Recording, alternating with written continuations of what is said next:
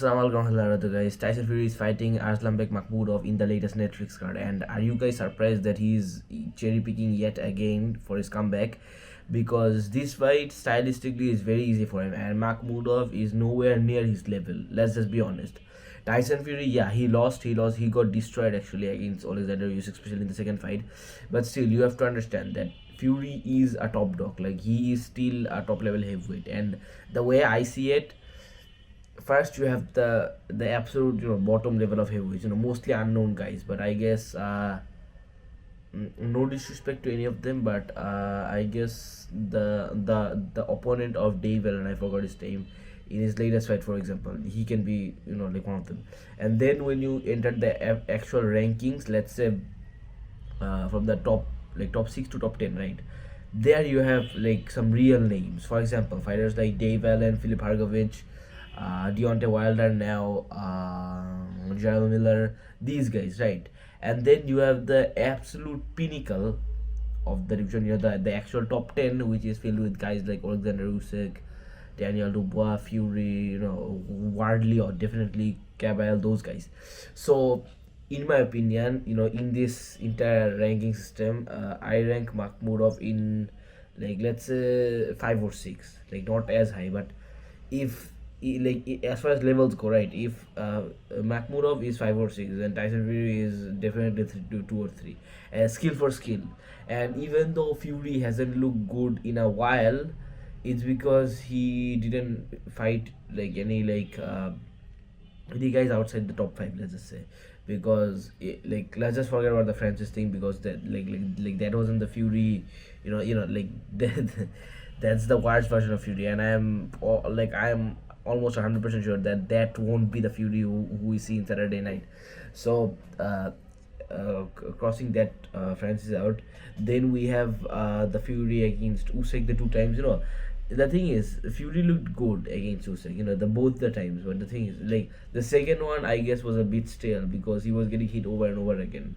But for the first time, like for the first fight, it was, the fight wasn't close. It was clearly Usyk, but still, the Fury that showed up, I guess, was way better than than most other Furies. But Furies, but also the Fury that showed up against Direct Chooser, right?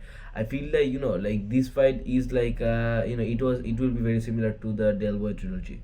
Like Makhmudov, he is very good. I understand he beat Dave Allen at the end of the day, and Dave Allen is not someone who is very easy to beat at all. As we have seen from his recent fight, he knocked the guy out in like 16 seconds of the first round, which is something very impressive actually. Like only Ben Whittaker does those shit. So yeah, also Ben Whittaker has an upcoming fight. We'll talk about that someday later maybe. So anyways, yeah, and like it's just a bit sketchy, like the entire thing. Like this isn't a test for Fury at all. And after this fight, we all know that the WBC will try their best to push Fury to get that belt. Obviously, we know that, we know boxing politics, and we know how that will work out.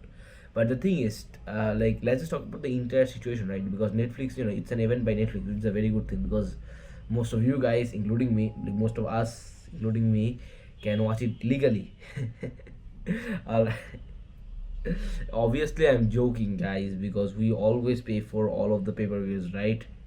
So yeah, as I was saying, so yeah, like Netflix is hosting this card, and a lot of people, a lot of big YouTubers say this, but I'll repeat again that the thing is, like, Netflix, they don't do many events, but the events that they do, like, the quality is like off the charts. For example, Canelo Crawford, right?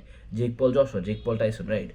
So we know that Netflix only does like those types of superstar fights. So, but Makhmudov doesn't even speak English properly, and like most of you guys probably have never heard of him before.